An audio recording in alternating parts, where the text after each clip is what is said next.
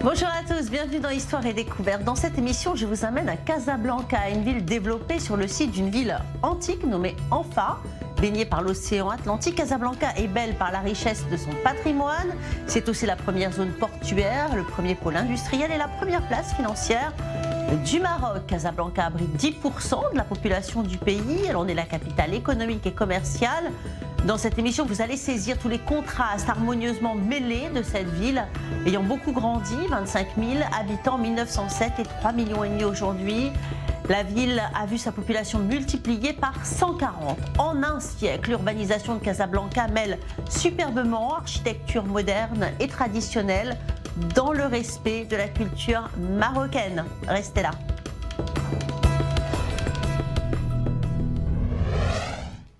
Que serait le Maroc sans ses trésors culinaires? Ici, la cuisine juive marocaine témoigne de nombreuses influences espagnoles, berbères, françaises.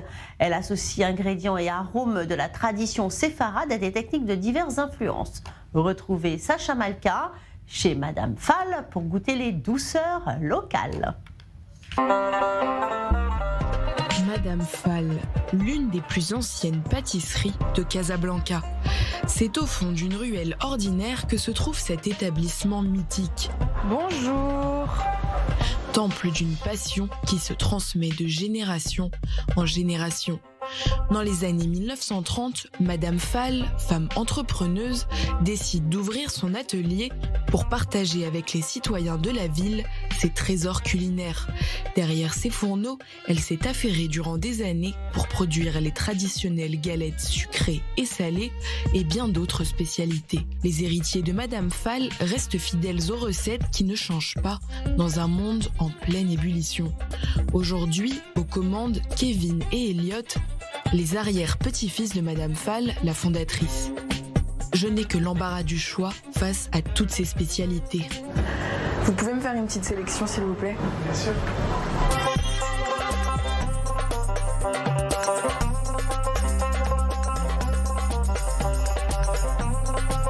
Ce sera finalement un délicieux beignet à la pistache et des croquants aux amandes. Les frasses. Alors, c'est une recette traditionnelle? Oui, c'est une recette qu'on a l'habitude de faire depuis pas mal d'années. C'est trop bon. Alors, je vais maintenant goûter les gâteaux traditionnels de la pâtisserie Fall, les frasses. Alors, si vous venez ici, c'est absolument ces gâteaux qu'il faut goûter.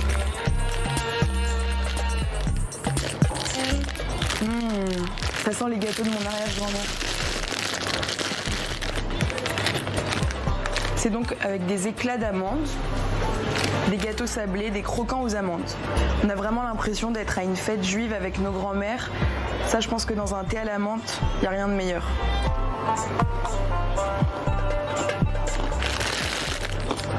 Délicieux. Sans jamais changer de recette, ni l'esprit de la maison Fall, les traditions se perpétuent depuis près de 100 ans. Qu'il s'agisse de casser le jeûne du Ramadan, de célébrer une fête juive ou tout simplement de réveiller par le palais la nostalgie de l'enfance.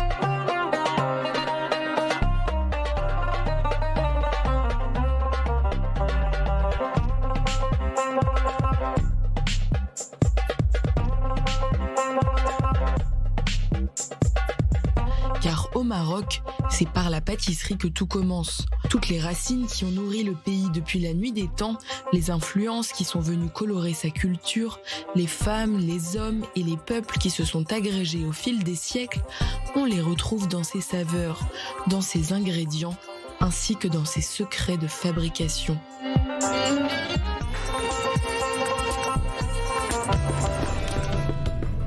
Et géré par la Fondation du patrimoine culturel judéo-marocain, le musée du judaïsme a été ouvert en 1997. Il est considéré comme le premier musée de la ville de Casablanca et le seul musée juif dans la région arabe. Il s'agit d'un lieu unique. Retrouvez Sacha Malka accompagnée de Zor Rahili, directrice du musée.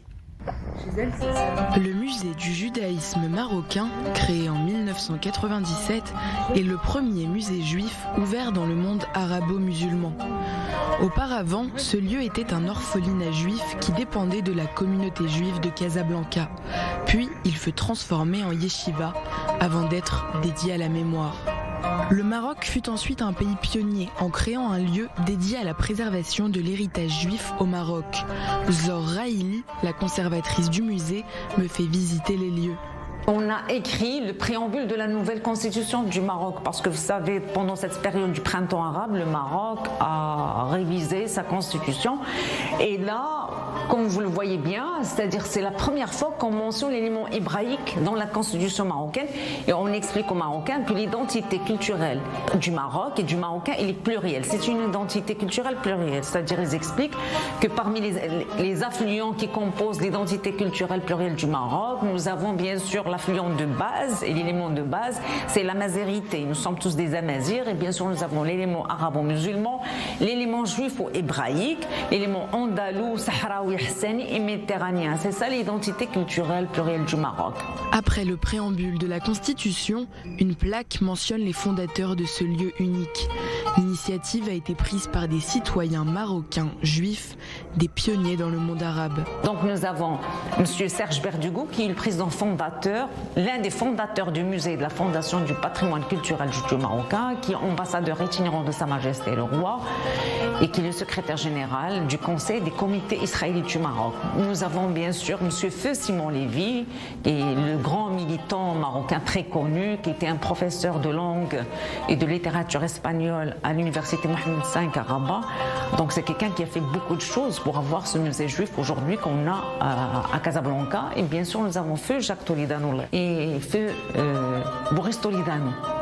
Je suis Zor Raili à l'intérieur du musée afin de découvrir l'espace dédié à l'exposition temporaire et les espaces dédiés aux expositions permanentes. Donc ici on se trouve dans la salle qui est dédiée aux expositions temporaires et pour le moment nous avons une exposition de photos sur les sites juifs du Maroc.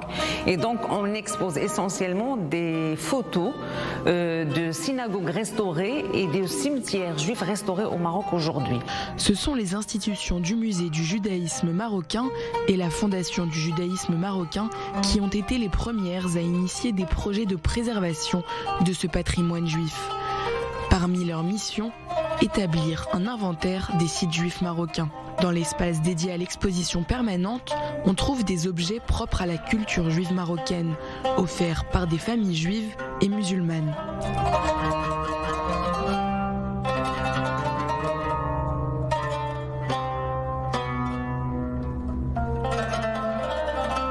La judaïka marocaine partage une terminologie qui lui est propre. Par exemple, là, vous avez la Teva ou bien Tiba. Par exemple, les autres juifs du monde, ils appellent ça Bima, alors que les juifs marocains appellent ça Teva, mais les premiers, les anciens, ils prononçaient ça Tiba, c'est-à-dire l'estrade du rabbin ou du chantre dans la synagogue marocaine. On arrive ensuite aux costumes traditionnels, comme la tenue de mariée pour la soirée du henné. C'est-à-dire, si vous voulez, il y a une cérémonie commune partagée et par les femmes musulmanes et les juifs du Maroc. Et donc, on sait très très bien que le mariage marocain, pendant cette lila de Henna, on porte un caftan en velours brodé au fil d'or. Et donc là, la musulmane porte le caftan en velours brodé au fil d'or et la juive aussi. Dans le musée, on trouve également des synagogues qui témoignent elles aussi de la pluralité marocaine.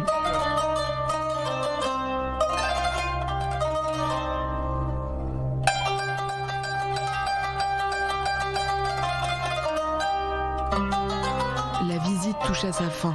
Je ne peux m'empêcher de questionner Zor sur son intérêt pour l'héritage du patrimoine juif marocain. Si je suis passionnée, en fait, c'est parce que le judaïsme marocain, bien l'élément juif hébraïque fait partie de nous, fait partie de chaque Marocain. Moi, pour moi, personnellement, ça fait partie de mon identité, de ma mémoire, de mon histoire familiale, si vous voulez. Le judaïsme, elle est là. Parce qu'au Maroc, là, on circule, là, on va, dans toutes les régions du Maroc. À chaque fois, vous allez trouver un coin, un site, quelque chose qui vous rappelle de cette mémoire juive. Là où vous êtes, il y a un cimetière juif. Là où vous êtes, il y a un tzaddik ou un sanctuaire juif. Là où vous êtes, il y a un quartier juif, un mellah. Donc voilà. Et même si vous C'est-à-dire, même si vous ne tombez pas sur une trace juive, il y a toujours une mémoire familiale qui vous raconte des choses comme ça. Il y a toujours les parents, les grands-parents. Moi, je parle des musulmans. Les parents musulmans, les grands-parents musulmans qui ne cessent pas de raconter une certaine mémoire partagée. La mémoire juive, elle est là. C'est-à-dire, les juifs sont partis, mais quand même, il reste une petite partie. Mais je pense que les musulmans ont fait leur devoir. Ils ont réussi leur mission. C'est ce que je dis, moi. Mes parents, mes grands-parents ont réussi leur mission en racontant en fait cette mémoire juive marocaine.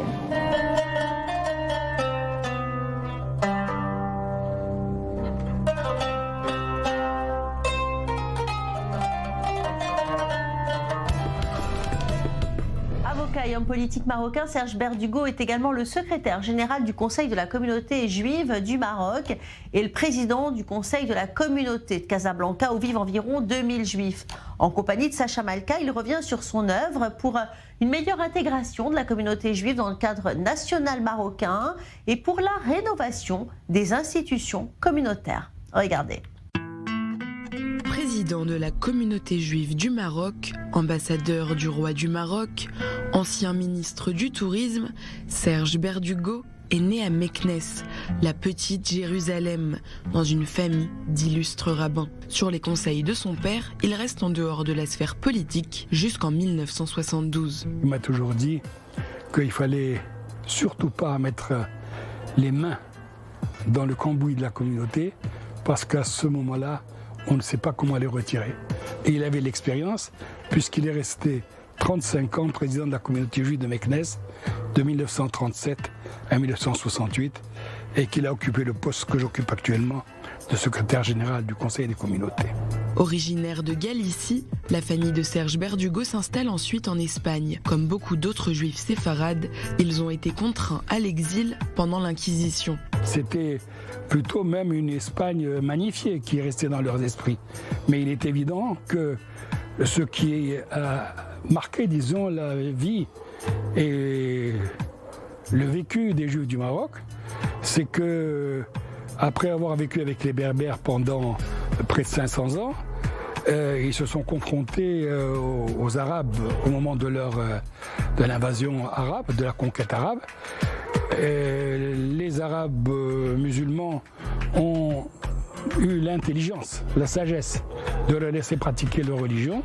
Et quand en fait ils se sont décidés à conquérir l'Espagne, les Juifs ont embarqué avec eux. Il pourrait s'agir d'avoir à peu près une vingtaine de mille Juifs parmi ces conquérants arabes. Et donc ils ont vécu 500 ans, la plupart du temps en bonne intelligence avec les musulmans, en coalition contre les chrétiens. Et puis en 1492, ils ont été expulsés ensemble et ils se sont réfugiés ensemble ici. À mon avis, c'est une des clés de la tolérance au Maroc. L'autre clé étant bien entendu la commanderie des Croix-Lurons. Le roi a une obligation religieuse et Sa Majesté Mohamed VI l'a répété à plusieurs reprises, de défendre, de protéger les personnes, les biens et les valeurs sacrées du judaïsme. Ce qui fait la différence avec un certain nombre d'autres pays. C'est ça, en fait, pour moi, la véritable singularité et l'exception marocaine. Aujourd'hui, 3000 juifs vivent au Maroc et 2500 à Casablanca. Cette coexistence est constante et quotidienne. Ils travaillent avec eux, ils mangent avec eux, ils rient avec eux et j'espère le moins souvent possible, ils pleurent avec eux. Donc c'est la vie de tous les jours.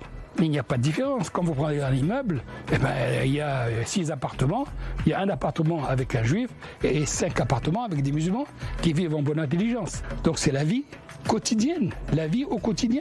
C'est ce que moi j'appelle la convivence. C'est pas la cohabitation, c'est pas la tolérance, c'est la convivence. L'art de vivre ensemble. En 1948, alors que le Maroc est sous protectorat, l'État d'Israël est créé. On ne peut pas dire qu'il y ait une influence quelconque du roi et du gouvernement Marzen de l'époque sur le départ ou le fait que les Juifs soient restés au Maroc.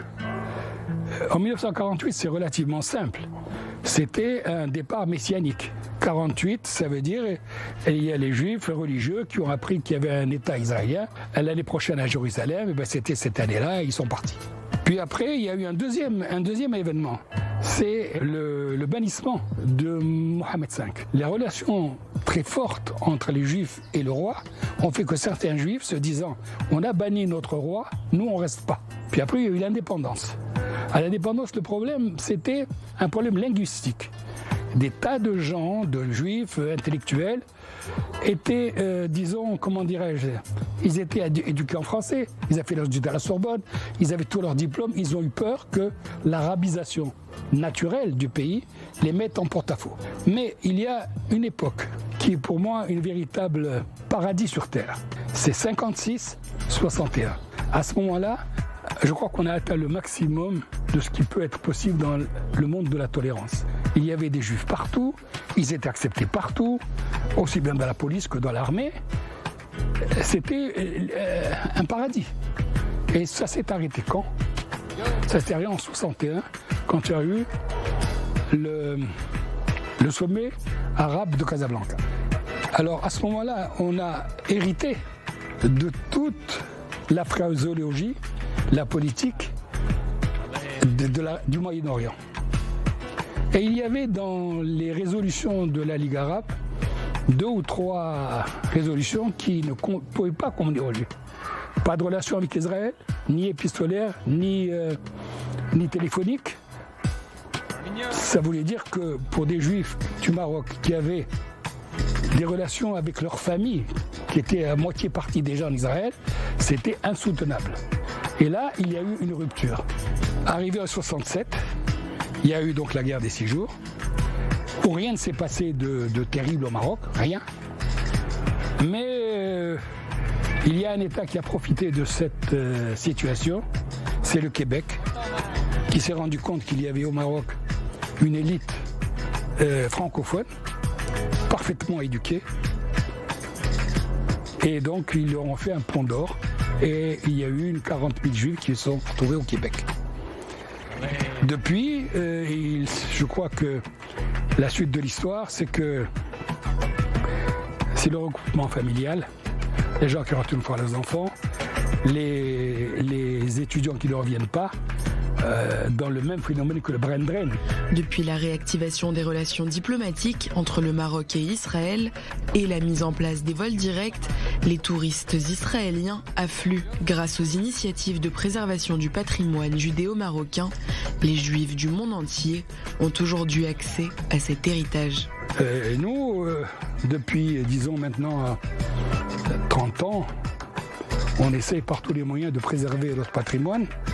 Et ce patrimoine, on ne le préserve pas pour les 3000 juifs d'ici. On les préserve pour le pays lui-même, parce que c'est une partie intégrante du patrimoine national. On le préserve aussi pour notre diaspora et pour le judaïsme. Et pour garder la preuve tangible, patente, qu'une vie entre un musulman et un juif est possible. Témoignage de la grande présence juive à Casablanca, le temple Bethel, magnifique synagogue, elle est célèbre pour ses vitraux et ses beaux décors, et l'ancien cimetière juif est quant à lui situé au cœur de la vieille Médina. Partons à la découverte de ces 2 lieux emblématiques du judaïsme marocain avec Esther Aparicio. Cette synagogue Bethel de Casablanca est sans doute l'une des plus belles. Bethel, appelé également le temple algérien. Si l'architecture extérieure est discrète et neutre, dans un style apparenté au néoclassique, son architecture intérieure, elle, use des éléments de l'artisanat traditionnel marocain, notamment le plâtre sculpté. La synagogue, le temple Bethel, a voulu se détacher un peu par son architecture en étant le lieu officiel, la synagogue officielle. En 1949, elle a été construite, elle était déjà faste. Tout récemment, il y a eu un grand plan de restructuration, enfin de rénovation, qui a permis de revoir un peu l'architecture, et on peut voir les beaux décors que nous avons aujourd'hui, ces beaux vitraux, cette Hazara magnifique. Et je peux me rappeler que dans le temps, il y avait même un joueur d'orgue qui pouvait donc officier pendant certains offices de mariage. C'est sans doute le lieu de culte le plus connu de la ville. C'est là qu'est célébrée la majorité des événements heureux de la communauté juive locale. dans le temps, de par sa grandeur, de par son emplacement, bien sûr situé dans le quartier stratégique juif de Casablanca et qui reçoit aujourd'hui donc les autorités pour chaque réception, mais aussi les bar mitzvot, les mariages et tous les grands événements religieux que nous pouvons avoir. Tout le monde s'y réunit, bien sûr, ponctuellement. Aujourd'hui, le temple Bethel est souvent considéré comme la pièce maîtresse de la communauté juive vivant à Casablanca. À présent, dirigeons-nous vers l'ancien cimetière israélite de Casablanca. Il jouxte l'ancienne Médina dans le centre-ville. Plus aucun enterrement n'y a lieu depuis 1947, date à laquelle des concessions aux religions juives et catholiques ont été accordées au cimetière de Ben Emsik, un quartier situé en périphérie. Ahmad, le gardien, s'occupe de son entretien depuis plus de 60 années, un protecteur musulman du patrimoine juif. Je suis celui qui entretient la tombe du rabbin Chaim Pinto. Je m'occupe aussi du cimetière, je le nettoie et j'en prends bien soin. Je vois le rabbin dans mon rêve et il me dit « Je te vois toi, tu es un homme bon. D'où vient mon gagne-pain ? Sans doute de Dieu. Je prends bien soin de la tombe du rabbin Chaim Pinto, je le nettoie tous les matins sauf le samedi. Je prends bien soin de ce cimetière, mes fils sont nés ici. Je travaille depuis 60 ans avec la communauté. » Ce vieil homme, inlassable protecteur de la croyance juive, veille, année après année, sur les tombes ornées de poèmes. Car à l'époque, les familles qui perdaient un parent s'adressaient aux meilleures plumes pour que celles-ci couvrent de louanges leurs chers disparus. Un cimetière riche en transmission. Une belle manière d'afficher une croyance commune et une coexistence.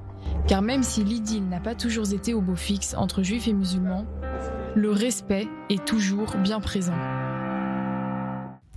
Restez avec moi dans quelques instants. Je vous propose une visite guidée de Casablanca. Nous irons notamment sur la place Mohamed V qui réunit des influences actuelles et traditionnelles. Vous verrez entre autres le palais de justice d'inspiration arabo-andalouse et d'autres bâtiments aussi prestigieux. Cette place, c'est le cœur de la ville moderne, mais Casablanca, c'est une ville très contrastée, pleine de surprises et de découvertes. Je rejoins Mourane dans quelques instants, alors surtout, restez avec moi. Bonjour à tous et bienvenue sur i24 News. Aujourd'hui, je vous amène au Maroc, à Casablanca. Casablanca est le poumon économique du royaume, une métropole bouillonnante, sans cesse en éveil avec des infrastructures modernes qui se mêlent au quartier de charme entre héritage arabo-musulman et legs de la période coloniale. Une ville tout en nuances. Vous allez le voir, dans quelques années, Casablanca est passée d'une petite ville à l'une des plus grandes du monde grâce à des nouvelles formes de construction architecturale moderne. Capitale économique, on l'a dit, Casablanca est aussi la ville la plus dynamique. Ensemble, nous allons nous promener dans la Médina, l'une des plus tardives du Maroc. Nous irons dans le centre-ville avec ses immeubles art déco. Vous allez voir que Casablanca, c'est la ville de tous les superlatifs, avec la plus grande mosquée du royaume, la plus grande médiathèque, le plus grand centre commercial, le plus grand et le plus ancien phare marin du pays, ou encore l'ambition de construire la plus importante place financière du continent. Mais je vous propose de commencer notre visite par la mosquée Hassan II, merveille de l'architecture construite sur l'eau. Véritable symbole de la ville, il s'agit du plus grand minaret, 210 mètres, en Afrique, et la 5e plus grande mosquée du monde. Je rejoins tout de suite Mourad, notre guide. Bonjour madame. Bonjour, merci de nous accueillir Je vous en prie. dans ce lieu magnifique, magique. Racontez-nous l'histoire de cette mosquée. Tout d'abord, je vous remercie infiniment d'avoir bien voulu venir au Maroc, précisément à Casablanca, pour admirer ce bijou d'architecture. Tout d'abord, laissez-moi vous dire un petit historique sur l'édification de cette mosquée. C'était après la mort du sultan Mohamed V, oui, grand-père du roi actuel, que Dieu l'ait en sa sainte miséricorde. Son fils, feu Hassan II, avait une idée de construire un mausolée à Casablanca. Oui. Quelques semaines après, il a changé d'avis, il a décidé de construire le mausolée à Rabat. Mohamed V est enterré finalement à Rabat, et Hassan II, son fils, père du roi actuel, que Dieu l'ait en sa sainte miséricorde, a décidé de construire pour les Casablancais cette grande mosquée. Alors avant, sur cette esplanade, oui, il y avait une piscine. Oui, exactement. Et c'était la piscine la plus grande du monde. Effectivement, c'était la piscine municipale dépassant les 100 mètres de longueur sur 70 mètres de largeur. Et c'est là où s'est tourné plusieurs compétitions à l'échelle mondiale. Alors donc ils ont rasé la piscine. Ils ont rasé, malheureusement, ce patrimoine n'existe plus à Casablanca, mais finalement nous avons cette beauté d'architecture remplaçant la piscine. Alors elle est très grande cette mosquée. Oui, effectivement, cette mosquée, il est de 9 hectares et demi. 9 hectares et demi et 105 000 fidèles qui peuvent faire la prière dans 80 000 à l'intérieur, dans la salle de prière. Combien de temps il a fallu pour la construire cette mosquée? Première pierre a été posée en 1986. L'inauguration en 1993. C'est à peu près 7 ans. C'était la famille Bouygues qui ont commencé par la fondation et ça demandait 2 ans pour la fondation de cette mosquée. Et c'était Michel Pinceau. À cette personne, Sa Majesté le Roi a confié l'architecture de cette mosquée. On est vraiment au cœur. On dit que c'est la mosquée du cœur des Casablancais. De Casablanca, parce qu'il paraît que, en fait, Hassan II avait demandé une contribution aux habitants de Casablanca. Oui, bien sûr, il y avait une contribution, plutôt une donation. Une donation, et ils ont tous donné d'ailleurs. Ils ont donné, tous les Marocains, tous les citoyens d'origine, de souche berbère, arabe, amazigh, chrétiens, juifs, tout le monde a participé pour construire cette mosquée. Alors, on en parle de cette architecture? Cette mosquée, quand vous la voyez, la salle de prière devant vous, elle est de 200 mètres de longueur sur 100 mètres de largeur et 65 mètres de hauteur. Elle est bâtie sur l'eau. L'idée est inspirée d'un verset coranique, dont le verset, le surat de Hud, qui disait que Dieu a son trône sur l'eau. Alors cette mosquée, bien sûr, disposant aussi d'une salle d'ablution de 4200 mètres carrés, disposant de 40 fontaines et disposant aussi d'un parking d'une capacité de 1100 véhicules.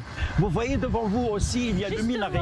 Oui, le minaret. J'aimerais que vous m'expliquiez pourquoi. Qu'est-ce que ça veut dire, ces 3 planètes? Le minaret est d'abord de 200 mètres de hauteur sur 25 mètres de chaque côté. Alors les architectes et les ingénieurs connaissent pourquoi 200 sur 25, parce que c'est la dimension de 8 sur 1. C'est ça. C'est 8 sur 1. Si on multiplie 25 par 8, ça va donner automatiquement les 200 mètres de hauteur. Et sur la tête, au-dessus du minaret, vous voyez ce qu'on appelle le jamour. C'est un jamour en bronze. Il est de très haut, Oui, il est de, on peut pas figurer qu'il est de 17 mètres, mais en fait, il est de 17 mètres de longueur, où se sont accrochées les 3 boules, c'est votre question, qui signifient lune, terre, soleil. Lune, terre, soleil, donc beaucoup de significations. Oui.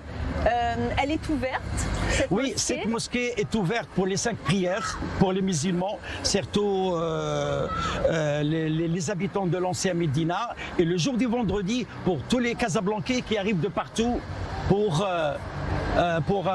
assister à la prière du vendredi. Merci. Et bien sûr aussi ouverte pour les touristes 5 à 6 fois par jour dans des horaires précises. Et bien sûr, ce sont des visites qui sont guidées par des guides expérimentés de la mosquée Hassan II. Merci Mourad. Alors que vous soyez toujours les bienvenus, n'importe quel moment, n'importe quel temps, nous sommes toujours ici à bras ouverts. Vous êtes adorable, vous nous Merci faites beaucoup. Visiter le reste de la ville. On continue, madame. On y va.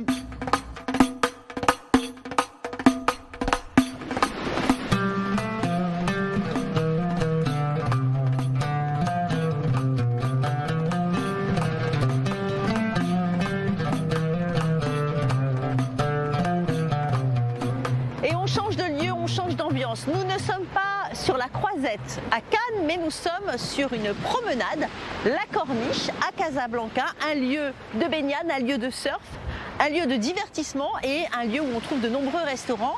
Mourad, où sommes-nous exactement ? Nous sommes sur le littoral de Casablanca, face à l'océan Atlantique. C'est le quartier ouest de Casablanca, c'est le quartier favori, admiré par les Casablancais. Et donc au niveau du quartier, ici on se trouve où exactement par rapport à Casablanca? Par rapport à Casablanca, nous sommes sur le quartier ouest de Casablanca, en face de la colline qui s'appelle Anfa, c'est le quartier résidentiel. Super, allez on continue notre visite Mourad, Merci. On y va?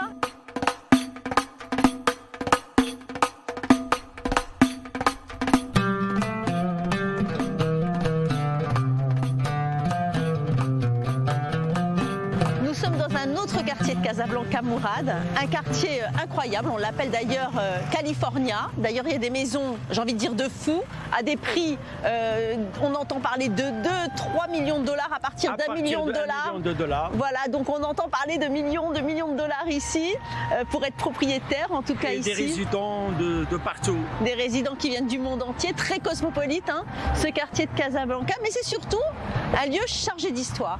Ce quartier résidentiel d'Anfa, d'abord le mot Anfa c'était le premier nom de Casablanca, puis transformé à Casablanca, oui, Casablanca, par les Portugais, et puis Dar al-Bayda sous le sultan Sidi Mohamed bin Abdallah. Alors le quartier résidentiel d'Anfa est connu par la conférence d'Anfa. Oui. Et c'était Roosevelt qui a demandé au sultan Mohamed V d'organiser une réunion à Casablanca. C'était exactement ici dans le bâtiment que vous voyez. Autrefois, c'était un bâtiment sous forme de bateau.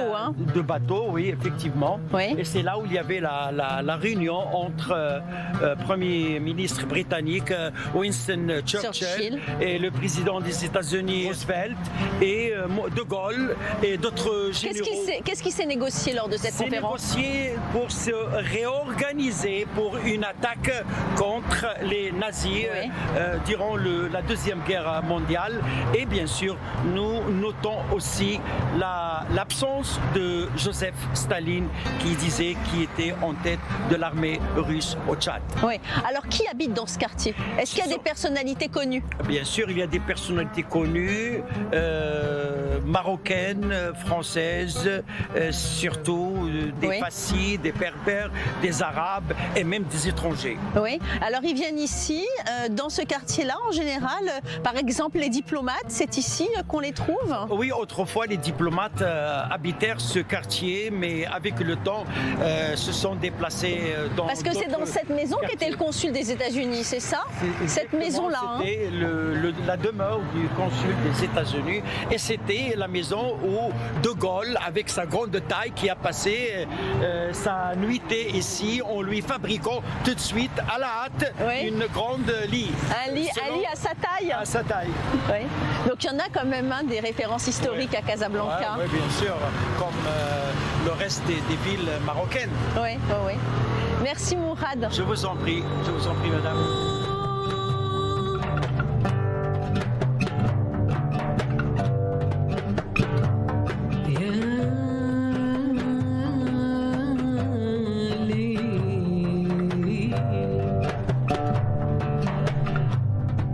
Alors Mourad, oui. J'écoute ce que vous me dites. Hein. Vous avez décidé d'arrêter la voiture, on arrête la voiture. Oui. Alors, on est à mi-chemin entre ce fameux quartier résidentiel et puis la Nouvelle Médina, où on va aller dans quelques instants. Oui. Qu'est-ce qu'il y a à visiter devant cette clinique? Qu'est-ce qu'il y a à savoir? Alors, cette clinique fameuse de Casablanca, datée de l'époque du protectorat français, oui. Lorsqu'il y avait un docteur français qui s'appelait Georges Bureau. Oui. Il est venu au Maroc pour faire cette opération transsexuelle. Vous êtes en train de me dire qu'ici, les gens du monde entier venaient pour rencontrer ce docteur Bureau pour changer de sexe à l'époque. Exactement. Né en 1910 en France, Georges Bureau a grandi et a commencé à travailler en tant que gynécologue obstétricien à Alger et à Oran. Il était en conflit avec ses confrères et s'est alors établi à Casablanca. En 1956, il procéda pour la première fois à une opération fameuse, l'opération de transgenre. Sa réputation s'est bâtie rapidement. C'est dans cette clinique du parc que se réunissaient des personnes du monde entier pour être opérées par le célèbre docteur. La chirurgie de réattribution sexuelle était principalement à l'intention de femmes trans. Le docteur Burou n'a procédé qu'à 3 opérations d'hommes transgenres. Après l'opération, les patientes apprenaient à marcher comme une femme ou encore à cacher leurs pommes d'Adam. C'est avec sa 3e vaginoplastie que le docteur Burou devient célèbre. Il s'agit de celle de Coccinelle, star du music hall au Carrousel de Paris et chez Madame Arthur. Cette artiste française est la première personne notoire à officiellement changer de sexe. Elle est ainsi devenue une égérie transgenre dans les années 1950, notamment soutenue par Robert Badinter. Après elle, d'autres célébrités, telles que l'artiste néerlandaise Colette Berends, le transgenre britannique le plus connu April Ashley, ou encore la légendaire joueuse de tennis américaine Renée Richards, ont bénéficié des talents du docteur Burou. Au total, celui-ci a réalisé plus de 800 opérations. En parallèle, le docteur Burou œuvre pour la lutte pour la transidentité. En février 1973, il présente ses travaux au Congrès médical de la transsexualité à l'université de Stanford. 1 an plus tard, il est invité à un congrès international de sexologie à Paris. Cette pratique à Casablanca est devenue plus compliquée avec la fin du protectorat français. Depuis Mohamed V, le Maroc a instauré un climat plus conservateur vis-à-vis de la transidentité.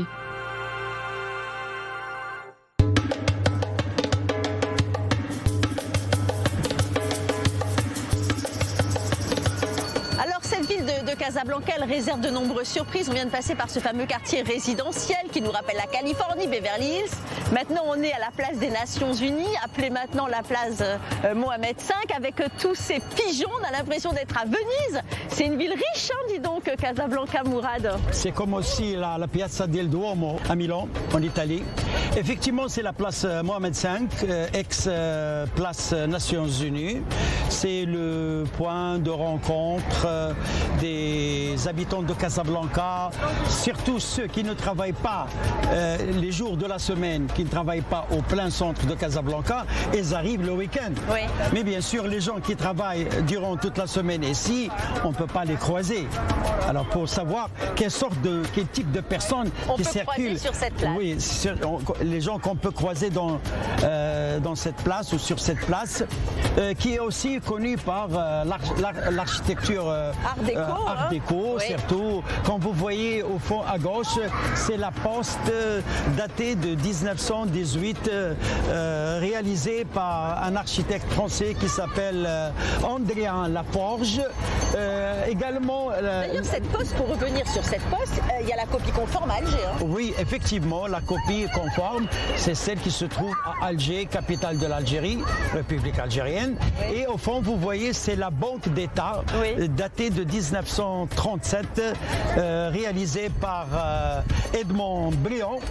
Devant vous, c'est la Wilaya, c'est la préfecture de Casablanca, oui. Réalisée par Joseph Marast en 1923. Et derrière nous, c'est le palais de justice de Marius Boyer, oui. 1922.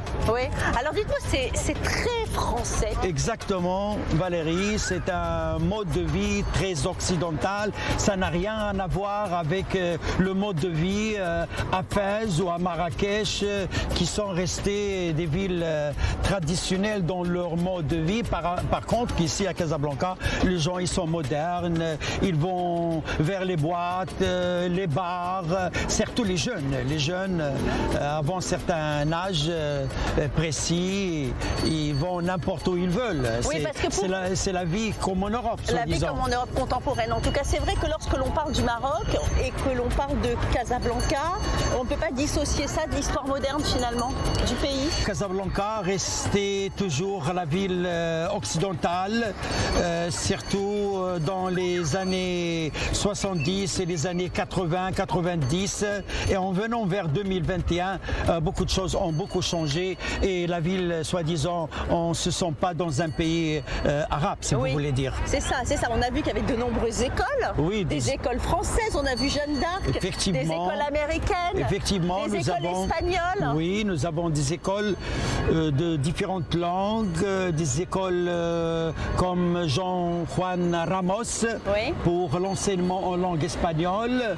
Nous avons George Washington aussi dans la périphérie de Casablanca. Et nous avons aussi, comme vous venez de dire, Jeanne d'Arc depuis le maternel jusqu'au lycée. Alors Casablanca, c'est 6 millions de personnes qui vivent dans l'agglomération. C'est 75% de l'économie du pays qui est fabriquée ici. Et pôle commercial et portuaire aussi du Royaume du Maroc face à l'Atlantique.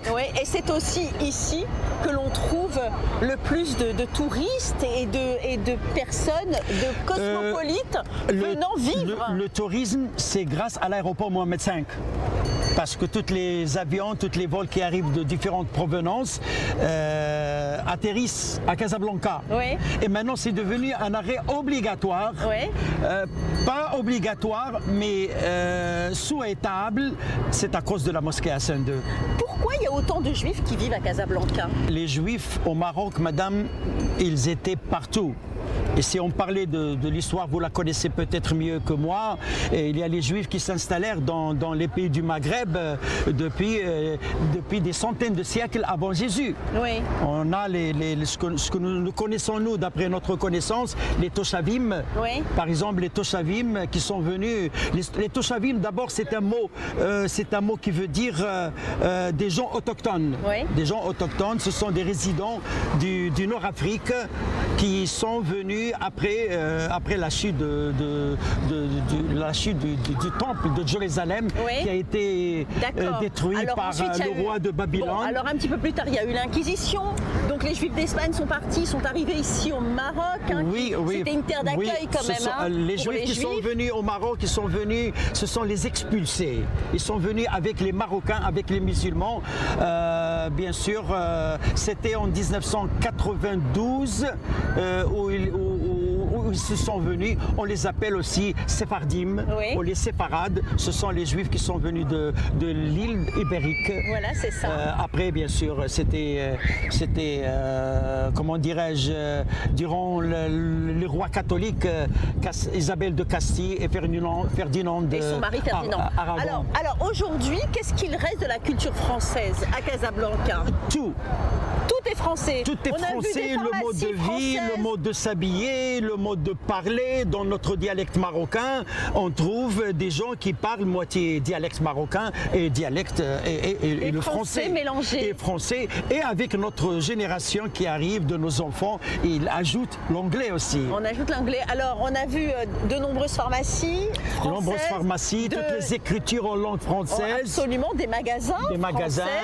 Des magasins partout. C'est comme en ce sens, c'est comme en France. Au moins comme en France, si on ne pourrait pas dire comme en Europe. Comme en Europe. Parce que nous sommes des disciples des Français. Alors vous dites des disciples des Français, mais à l'école, lorsque les Marocains vont à l'école marocaine, est-ce qu'ils apprennent le français? Bien sûr, dans les écoles de l'État, on commence les 2 premières années en langue arabe parce qu'on doit leur apprendre quelque chose concernant la religion. Et à partir de la 3e année de l'école primaire, on a le matin, le français le matin et l'arabe l'après-midi jusqu'au lycée. Et on apprend toutes les matières en langue française. Et des écoles, on apprend d'autres matières en langue arabe, notamment l'histoire, géographie, philosophie, sciences, mathématiques, etc. Aujourd'hui, les relations entre le Maroc et la France, c'est quoi? Impeccable, parce que je viens de dire que nous sommes des disciples des Français et le Maroc, je disais que les meilleures relations diplomatiques du Maroc, c'est au premier plan, c'est avec la France. Et par rapport à Israël et la normalisation? Avec Israël, une très bonne relation parce que je viens de citer qu'il y avait les Toshavim 6 siècles avant les Jésus existaient au Maroc, les Juifs durant l'Empire romain, les Juifs au XVe siècle, les Juifs surtout durant la Deuxième Guerre mondiale, c'était Mohamed V qui a reçu tous les Juifs militaires qui sont venus durant la Deuxième Guerre mondiale. On a vu des palmiers et vous nous avez fait remarquer que ces palmiers avaient été plantés par des prisonniers allemands qui étaient ici pendant la guerre. Je parlais tout à l'heure de parc de la Ligue arabe. Aujourd'hui, on l'appelle parc Yasmina, au Jasmin, Yasmina. Et c'était des prisonniers allemands qui ont planté les arbres au sein de ce parc-là. Oui. Comment ils sont arrivés ici? Ils étaient des prisonniers dans l'armée française. Ici, les Marocains, des soldats marocains, algériens, maghrébins étaient aussi dans l'armée française. Oui. Donc vous êtes fiers, les Marocains, de cet héritage français? Oui, surtout parce que les Français, lorsqu'ils ont quitté le Maroc, ils l'ont laissé intact. Ils ont fait beaucoup de choses pour le Maroc. Et surtout grâce à l'IOT. Grâce à l'IOT, le réseau de chemin de fer a été réalisé. Grâce aussi à l'IOT qui fit venir un architecte urbaniste, un certain Henri Prost, qui a fait le plan directeur de Casablanca. Merci beaucoup, monsieur Mourad. Je vous en prie, Valérie, je vous en prie. Et soyez toujours les bienvenus au Maroc. Et le Maroc est toujours à votre disposition. Merci, monsieur Mourad. Casablanca avec Ingrid Bergman et Humphrey Bogart en vedette, un film mythique entre amour et résistance aux nazis. Il n'a pas pris une ride et est considéré comme le 3e plus grand film américain de tous les temps derrière Citizen Kane et Le Parrain. Souvenir sur pellicule avec Lise Benkemoun.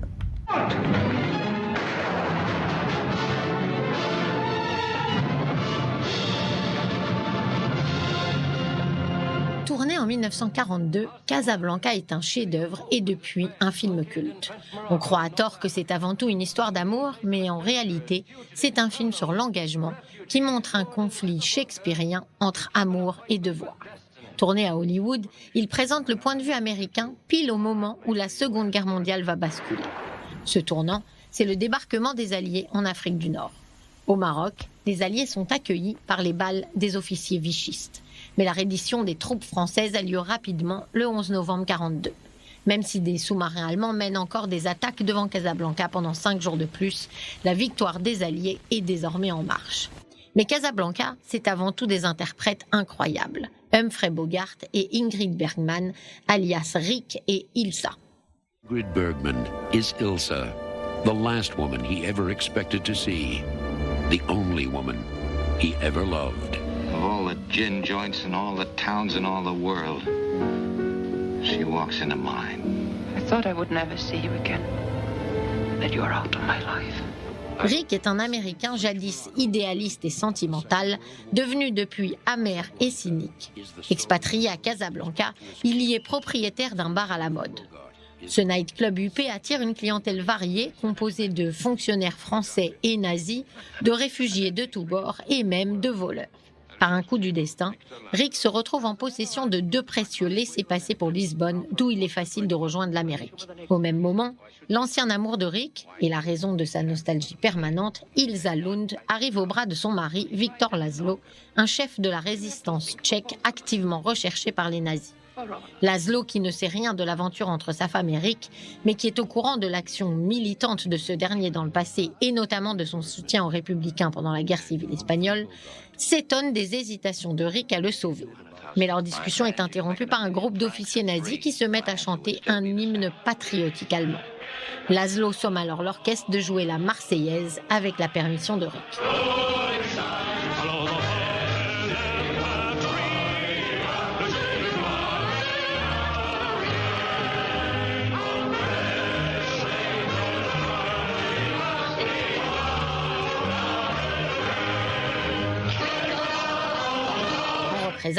Le Rick's Café est fermé par la police française. Ilsa avoue ensuite à Rick qu'elle l'aime toujours et que 2 ans plus tard, quand elle l'a rencontré, elle croyait son mari déporté.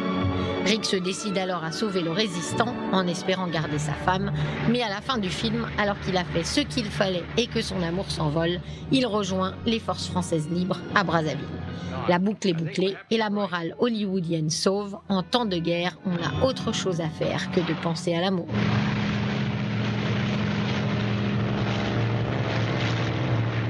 C'est fini pour aujourd'hui. J'espère que vous avez pris autant de plaisir que moi à découvrir cette ville. Casablanca, poumon giron économique marocain avec ses influences actuelles et traditionnelles. Reste avec nous, l'info continue sur i24 News en français, en anglais et en arabe. Quant à moi, je vous retrouve la semaine prochaine pour de nouvelles aventures dans Histoire et Découverte.